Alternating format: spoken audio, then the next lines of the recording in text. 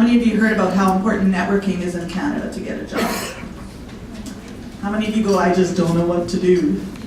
Man, me too sometimes. So, for the allies at the table, everyone's getting advice to network.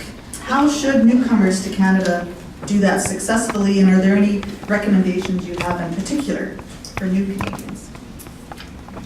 So, I don't have too much to add to this, unfortunately. Previous to my other comment, LinkedIn, right? LinkedIn is great. That's its sole purpose, is to advertise and connect similar professionals with each other.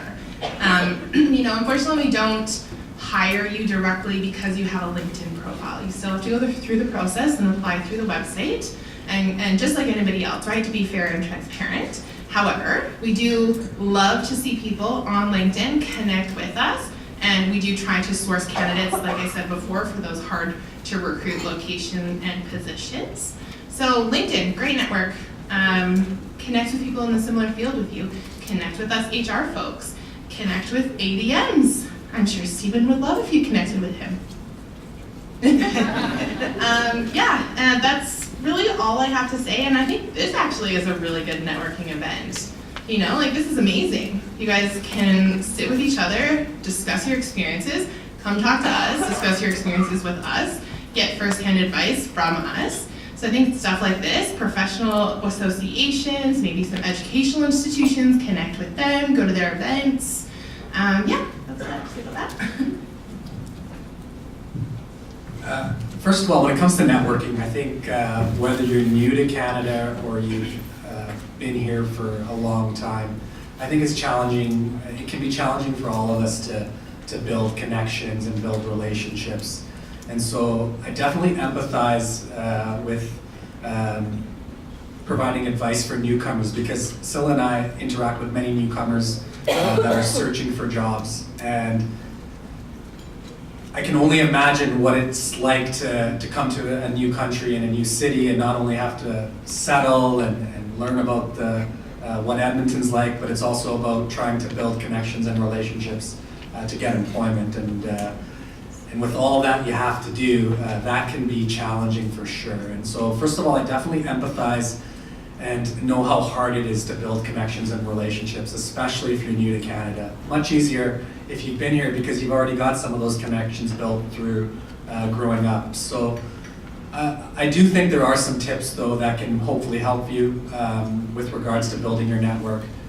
I think being strategic about building your network as a newcomer is important. Eriec is one of the organizations in the community that support fostering those connections and building those relationships through their connector program and their mentorship program. And those are two great programs that are in place in Edmonton to help support you building your connections. But that's just one organization. There are many different employment organizations. When I look out in the audience today, I see many of the organizations that support newcomers, there are organizations that support people with disabilities, there are organizations that support Indigenous groups, there are organizations that support professional development, like the post-secondary institutions. I encourage you to, if you're looking to be strategic about how to build your network, is to start first with those organizations because they have great resources within them to support you.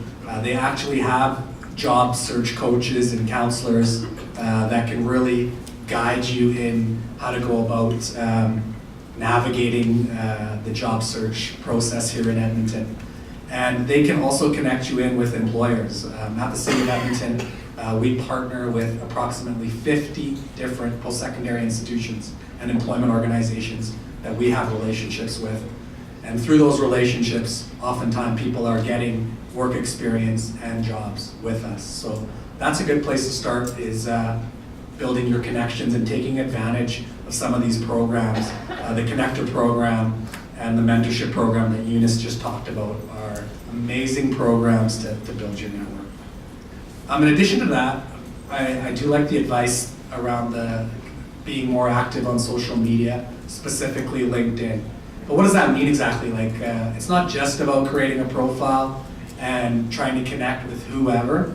I think be strategic in that space as well. So some advice I would have for you there is actually join relevant groups to your occupation. So depending on your area of interest, whether it's accounting, engineering, payroll, whatever it is, try to find relevant groups of people on LinkedIn to join and connect with.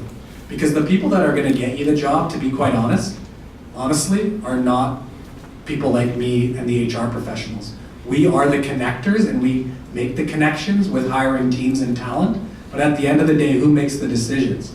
It's the people that are in the industry, the people that are actually looking to hire.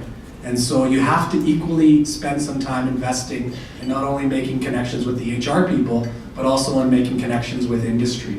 And a way you can do that is to join some relevant LinkedIn groups. Try to research some of the organizations you want to work for. So research like who out there is in my field working for those organizations. So say if you don't have a top 10 list of organizations you want to work for in Edmonton, that might be the first step I would take, is identifying the top organizations that you want to work for. It'll go City of Edmonton 1, provincial government 2, and then the rest after. But once you have the top 10 list, because I think you don't want to put your eggs in one basket, it's challenging to get a job, as you know, within the big organizations. But if you have a top 10 list, then the next strategy is, okay, I want to build my network within those top 10 organizations. How do I go about doing that? Are they offering any in-person events where I can attend? There's community events, there's career fairs where you can get engaged with these employers. But also try to make connections within your field, not just HR professionals again, within your field, within your area. Who can I connect with that's doing the work within those organizations? So those would probably be the two biggest things I would say. It's always good, people like coffee, that's another good advice I would have. So when you're looking to build connections, don't make it about getting a job, make it about getting advice and learning about how they progress through their career. And anybody that says, Ali, can I take you out for a coffee to learn more about how your journey progressed? I'll definitely try to make the time, but sometimes time is an issue, right? Capacity is for everybody. It's hard to find the time to give people, to help them, and it's a challenge. So think about creative ways you can try to build those connections, to share your story. I think people really, it resonates with people to hear the journey, right? When I heard the journey of Scylla from Mauritania, first thing I did was, where the heck's Mauritania? And actually in the interview, we had a map outside, so he took me outside and showed me where Mauritania is in West Africa. And I think people are fascinated about learning about others. And so when you're building your networks, focus on sharing your story, because how amazing, no better story than your journey to Canada. And people will be interested by that. Don't come asking for a job. My advice would be, come to share your story, and that could lead to connections, relationships, and from that could lead to a job. Thank you. Scylla and Elisa, any other important tips that you have for networking? So in addition to what's been said, I'll say, so network, as Ali said, don't ask for a job. So networking goes a long way. Excuse me. So first, I met Elena when I was not even ready to be part of Eriec. So then I kept that network, and even right now that I'm working with the city, sometimes if I'm doing some research and I know that, I can reach out to Eriec, I can reach out to Brayden.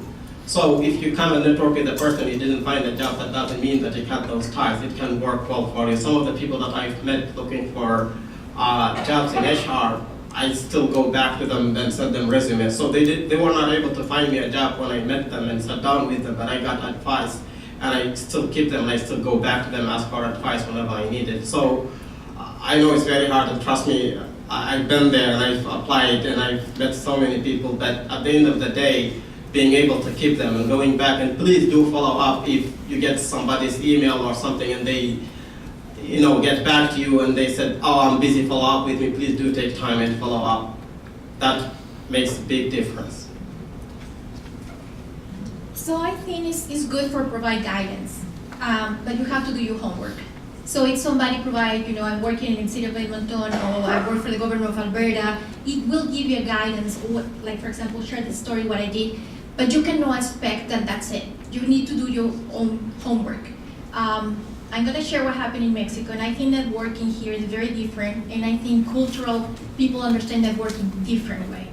In Mexico, it's very common to call compadre. So it means, oh, I have a friend that works in that company, he's gonna hire me. Things are changing now, locally. Companies are more into skills and that kind of thing. But it was a practice, and it's still been a practice. So networking in Mexico can be understood that I know somebody, he's my friend, he's gonna hire me. Here networking is totally different. Here networking is, I'm a group of professionals. For example, I have the PMP certification, which is the Professional Management for Project. And the PMI, which is the Project Management Institute, they have groups in in Alberta there is a group, and they meet once a month. So if somebody's interested have that profession, it's a good place to go because you know the projects that are in different industries, not just government, private, and you start networking with people that is working in that field. So I will recommend that really take the opportunity to engage with those groups, and that's the best way to go. And again, it's great, but it's to provide a guidance, but don't expect that they're gonna get you a job. Sorry, very realistic. Sometimes it's good just to hear the frank truth, right? I just want to give a little tip too, because I've been in a lot of situations where people have tried to connect with me on LinkedIn. And if you connect with people on LinkedIn, send a little message too, right? Hi, I met you at the Eriec event. I'd love to be connected. Don't start off with, hi, I'm looking for a job. Because I'll just I don't remember you, and I don't know you, and ignore. Okay? But if you just make that little personal thing, it can go a lot farther. Okay, Stephen. Other important tips for success? Okay, I'm going to go all over the place here. As we were talking social media, we're talking LinkedIn. Let's talk social media as a whole. I do go and greet people. So sometimes when I have two candidates and I'm debating who I might want to interview, I will actually see if they're on Twitter, I will see if they're on Facebook, I will see what security settings they've got, and whether or not I can see all of their vacation pictures from the last 10 years, and what they have been writing about their life, and so on. So be careful. So yes, we're using social media more and more, things like LinkedIn, but also then make sure that anything that is personal and private, you've locked it down from a security perspective, because there are some amazing people out there who have written some really dumb stuff. And sometimes we do go across that, come across that as part of the process. So from a networking perspective, networking is much easier for extroverts. So a question for all of you. Who here is an extrovert? Who here has no issues whatsoever approaching people, chatting with people, and so on? Okay, that's far less than half of the people we have here today. And the reason that I asked the question that way is if I asked who here is an introvert, most introverts won't put up their hand. I know that I don't. And so it's a meaningless way of asking a question because it's just like saying, look at me, I'm an introvert. So we don't like to do that. We don't like to put ourselves out there. So networking can be really, really difficult, which means that things like LinkedIn and things like going to the monthly PMI dinner meeting, things like that, where you're talking with people with a very similar mindset, do make it a little bit easier. But for those people who are extroverts, please be careful. Because yes, when you're networking, sometimes you do need to be persistent with people. But be persistent, but not pushy. In the break, some people, wonderful people, brought me a copy of their resume and said, could I take a quick look? And you were all really, really nice, and I gave you a little bit of feedback, and you all thanked me, and off you went. That was wonderful. I've also had other people in the past who have sent me their resume and said, Stephen, can you please rewrite this for me? No, I will not. And then people will, once I've given them some feedback, they'll send me an updated copy. No problem with that whatsoever. But then it'll be here is a job that closes tomorrow. Here is the resume and covering letter that I've created for it. Stephen, will you please review these before I submit them? I'm generally a fairly busy person, and sometimes I'll make time and sometimes I won't. So as I say, be persistent, but don't be pushy. And this comes back to understanding people's communication styles. Whenever you're approaching someone for a coffee meeting or to just have a general discussion, work out the type of person they are. Are they an introvert? Are they an extrovert? Are they a people person? Are they someone who wants you to talk quickly and get out of here? Are they someone who is interested in getting into a lot of depth and detail? And you need to be able to change your communication style accordingly. Don't expect that they're going to have to change to be able to network with you. Something that will potentially freak out Ali a little bit, being old school. Which alley? Yeah, exactly. I can just actually both. I am freaking out a little bit. I think it's also perfectly acceptable to ask to meet with someone from the HR organization. If you are really, really interested in working for Ministry X or working for the city, and this comes back a little bit to the, an invitation to a quick meeting, cup of coffee, to talk about potentially your career journey, but also what's the best way to prepare myself to work at the City of Edmonton. How is the best way to keep an eye on opportunities that are coming up? What are some of the changes, perhaps, to policies and things that are happening in that organization? How can I be ready? Because in many large organizations, the initial screening of resumes is often done by HR people, and you never know. The person who is looking at your resume, maybe you have met with them, and they've already get a good idea that, yeah, this person was great, this person was interested, this person is really keen on coming to work for our organization. And I'll just respond to that a little bit, because definitely I wouldn't say it freaks out the City of Edmonton to meet with potential candidates, because part of the rewarding part of our roles is to meet the talent that's out in the community. Otherwise we wouldn't be here today. I think the challenge comes though when you have 200,000 people that are interested in working for your organization. It is challenging to meet everyone and give everyone the time they deserve. So what I hope to give the message here is don't shy away from trying to interact and reach out, but just due to the volumes, don't be offended if we can't give you the attention that you deserve, really. It is not out of not wanting to give the attention, it is solely out of us not being able to do everything for every single candidate. So we do try to do things in a creative way to still stay connected, like attending events like this, being out in the community at career fairs and community events, offering Ask a Recruiter every Wednesday on our Facebook page because our recruiters can't be out there and talking to you face to face. We try to have our website full of resources to help you. We try to be engaged with organizations like Eriec so that they can help you by getting the information from us. And we try to be there as mentors and connectors within the community also. And that's not just from our team, but also from the organization of the City of Edmonton. So I just wanted to respond to that because honestly, if I had my way, I'd be talking to all of you all day long because I think some of the stories are amazing and the talent in the room is phenomenal. But sometimes we just can't. No, that's a fair point. I do want to add a little bit to that from a process perspective.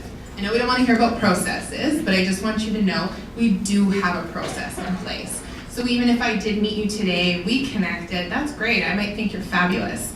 But you still have to go through the process and you still have to meet the minimum requirements of that posting. You can be a wonderful human being and have a great resume, but you still have to be, we have to be fair and transparent in our process. I can't just go, you hired, right? We need to be able to have these defensible decisions.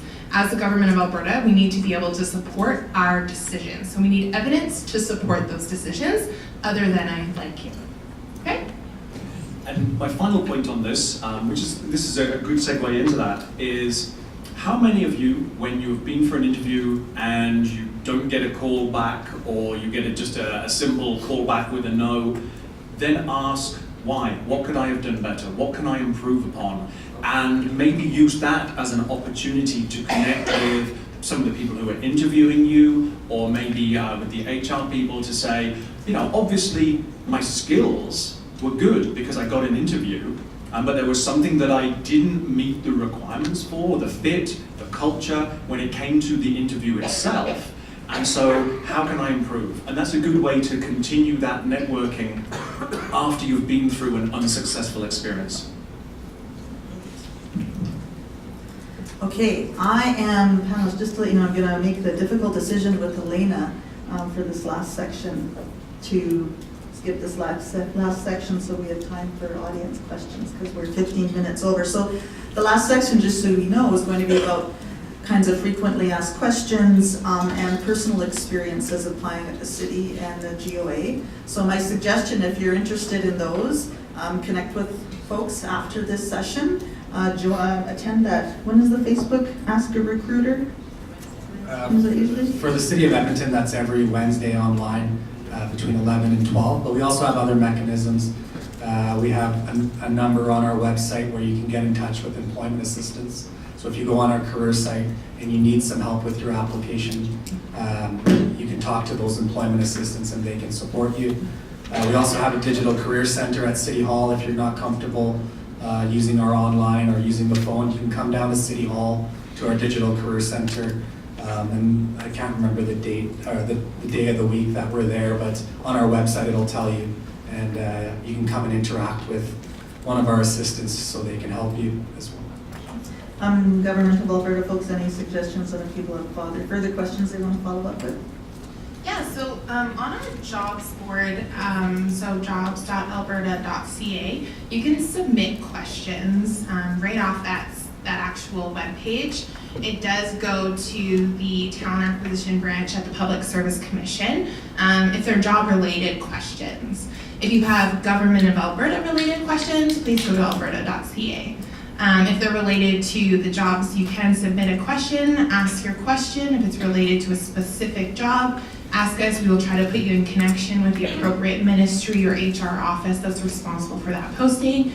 We're kind of the hub. We may not be able to answer your question directly about why you didn't screen into that competition, so we'll connect you with the appropriate people to get the answers that you're looking for. Other than that, unfortunately, we don't have an Ask a Recruiter. But we win. but we could put forward if you guys want to see me on a YouTube. I'm just kidding. But it's food for thought, right? We're always trying to improve our processes. How can we connect with people? So I think that's actually a really cool thing that you guys do. We do try to post tips and tricks on LinkedIn as best as we can to help you. Things that I find meaningful, I usually tend to share them on my LinkedIn to help people. Yeah. Speaking of LinkedIn, since I've been standing up here, I've had a few LinkedIn requests. Are people trying to connect with me? I hope you've introduced yourself and said hello. Okay, thank you, and sorry for the cutting off that last section, but we did want to provide an opportunity for you to ask questions. Hi there. For credentials assessment, do you only take IQAS, Northwest, or other credentials assessment? Yeah, so we do take WES as well. But iQuas is one of the bigger companies that we look for. But yeah, if you state that you've had your credentials assessed by WES, that's perfectly fine as well. Okay, thank you. You're welcome. First of all, good morning. I would like to ask a question about, I've just finished an education course at NATE, and I'm looking for transitional work, but I've worked in the industry as an engineer for 2 years, and my question is, how, from a recruiter's perspective, would I be able to advertise myself from a transition position into, a proper engineering position? Great question. I think there's a lot of people in the room that are unfortunately trying to find their way into their careers and are exploring transitional jobs, right? And so from the City of Edmonton standpoint, my advice would be definitely, I found my foot in the door through a temporary opportunity and then kind of worked my way in. So the key is, how do I get my foot in the door to some of these organizations? And what I would say is, look, January through March is our peak recruiting, where we hire about 3,000 seasonal positions. And a lot of them are transitional types of roles, entry-level types of positions that you would definitely be overqualified for to compete. But the message I would have is, don't shy away from applying for those because you're overqualified, but explain in the cover letter why you're trying to get this transitional job, what you're trying to do by taking on this entry-level position. So it explains it to the hiring manager as to why this engineer is wanting to work as an admin professional or as a laborer, for example. If you explain a little bit of the story of how you're looking to get your foot in the organization through these entry-level roles, and then once you're in, you can work your way up. I've seen many stories like that at the city where newcomers come in through these entry-level roles, they participate for 3 months, 9 months, 11 months, and then before you know it, they're on their way and getting in jobs that are more related to what they've studied. So that would be my advice. I have a question regarding interviews. If they ask you about the salary expectation, do you give them a range or a specific number, or give them what the competitor is offering on Glassdoor or Pega? How do you answer that question? Same for the government of Alberta as well. So on all of our job postings, we do already have the salary posted. It will be a range, and then we set your salary based on your experience and your education.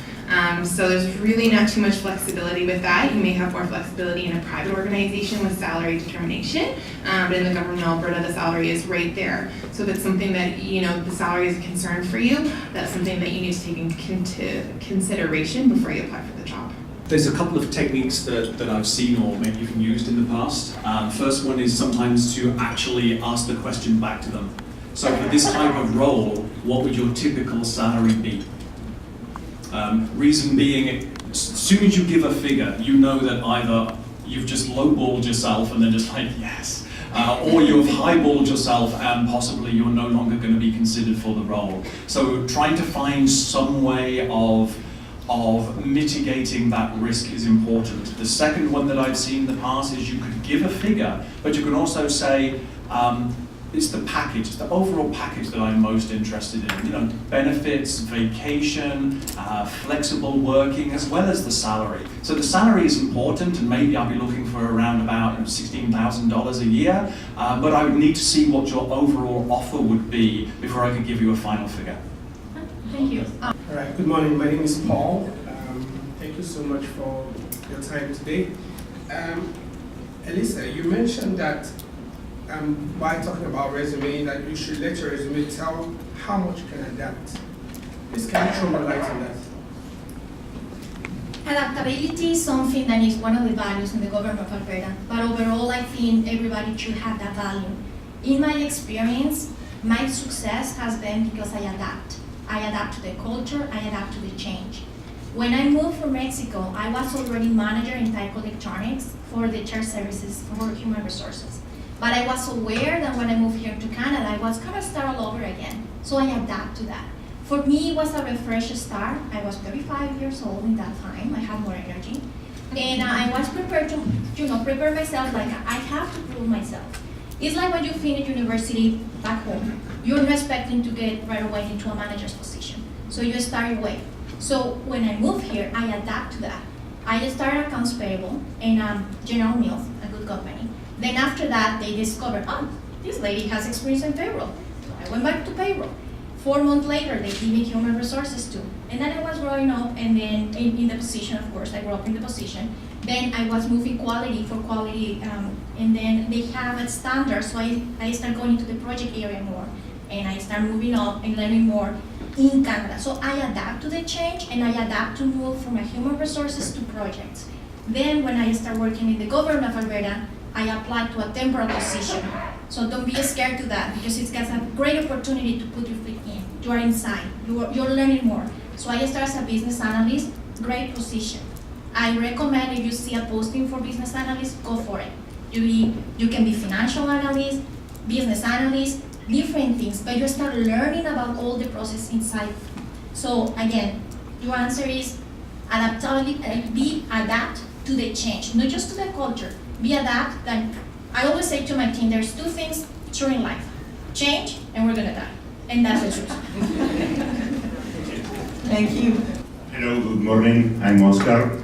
I would like for both organizations to have an insight from you about how old a relevant experience could be when we are applying for positions, could be in Chile of provincial government.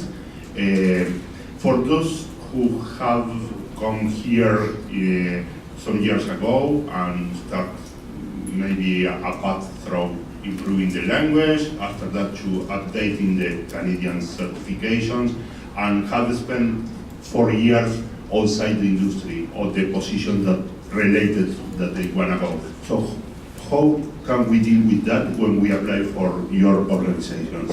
Thank you. Another great question for sure. I definitely think in your resume you have to include all relevant experience and all relevant credentials, no matter how long ago they've been. And like you talked about, when you come to Canada, you're settling, you're taking transitional roles that may not be related to your career, and that's may take some time, like several years, for example. I would not shy away from those transitional roles in your resume, because I think, like was mentioned earlier, you do gain valuable experience and there are transferable skills there, but I would definitely also include, no matter how far back it goes, any relevant experience related to that job you're applying for in that application. I really don't have much more to add to that. That's exactly what I was gonna say. I think when you're including all your experience, we can't stress enough to have it be relevant, right? So if you worked, in a kitchen or something like that, and you're applying for finance, is that related? Maybe. I don't know if you do some numbers in the kitchen, to each their own. But just make sure that it is relevant, right? But it doesn't matter from how far back it went, it still is considered in the application process. And don't sell yourself short, right? Like, be confident with your applications here, right? Like, you're coming with tremendous talent, tremendous experience. Hello, my name is Kabe, and thank you for the opportunity.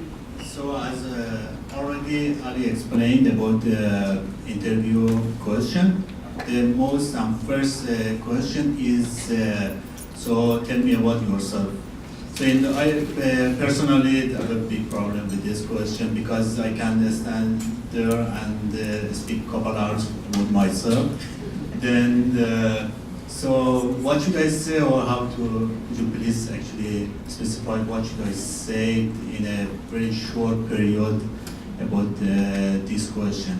So what are employers looking for when they say, tell me about yourself? Yeah, as an interviewer. Like, when we ask the question, please describe your education, training, and past work experience and how it relates to the role, we're not asking to tell us your life story, but what we're asking you to do is take us through the journey of your resume, which you've given to us, right? You've got your career journey, if you will, in that resume. So in that 5 to 7 minutes, tell us about your career journey that got you to the point of that interview. So starting from education. Exactly. So how you choose to tell that story is up to you, right? So usually I'd say, well, thanks for the opportunity. My name is Ali. I'm a graduate from the University of Alberta. I've taken a couple of degrees there. I've started my work experience at such and such with this organization. I moved on to another role. Here's why I moved. And I try to practice that story of my career journey in 5 to 7 minutes that gives them a sense of who I am and what I'm about. Because obviously, yeah, it's tough to tell. If the question is tell us about yourself, that's not a very good question, first of all. So you never get that at a City of Edmonton interview. Neither. Or at the province. So you won't get that question. But you should be able to take them through your education and your work experience and practice telling that story. And the more relatable that story is, and the more it resonates, the better they're going to get a sense of who you are. Thank you. Did you want to add anything, Ali, number one? No, I think he hit a lot of the highlights. Yeah, keep your personal information out of there. Where we want to hire you based on your education and your experience. We don't want personal stories or anything like that when you're introducing yourself. Keep it about your story of where you went to school, what did you take, what did you do after that, did you go back and get a designation, or did you volunteer, or things like that related to the job. Thank you. You're done? Oh, I thought you were one, but you're Violet, yeah. So I think we are done for questions right now. Thank you everybody for participating.